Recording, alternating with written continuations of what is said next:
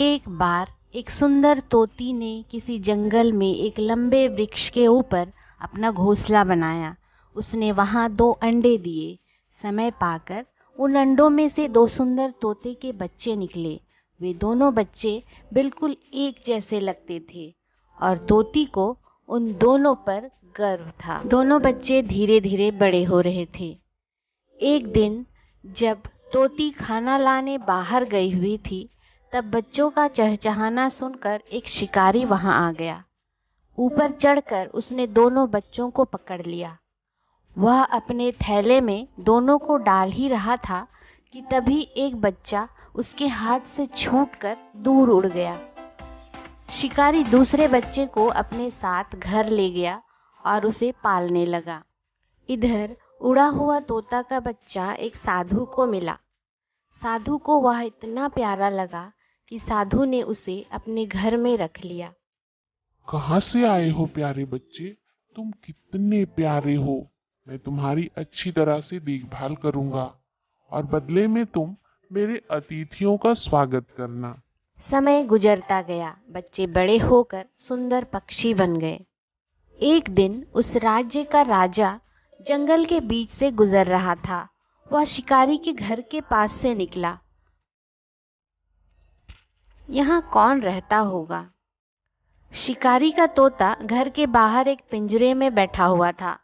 उसने राजा को आते देखा तो जोर से चिल्लाने लगा, एक आदमी घर की ओर आ रहा है, जल्दी से अपनी तीर और कमान निकाल लो स्वामी, ताकि आप उसे मार सको। यह पक्षी कितना शैतान है, इसका स्वामी भी बेशर्म होगा। यह कहकर राजा वहां से चला गया। थोड़ी दूर जाने पर राजा को प्यास लगी। उन्हें एक आश्रम दिखाई दिया। उन्होंने सोचा, मैं यहीं पर रुककर पानी पी लूं।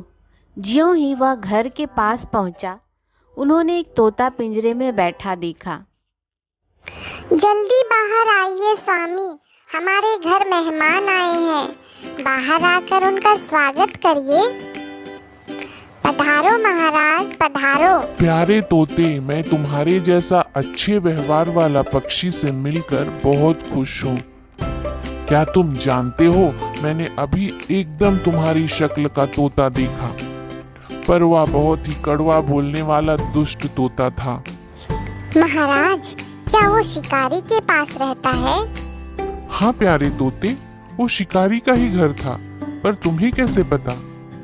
महाराज, वह मेरा ही प्यारा भाई है। वह बुरा नहीं था।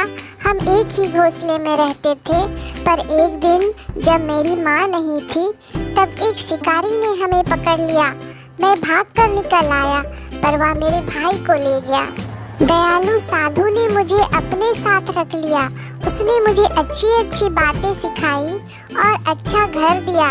साधु ने ही मुझे गाना गाना भी सिखाया। मेरा भाई बुरा नहीं था महाराज, पर उस शिकारी के संगति में वह वैसा बन गया।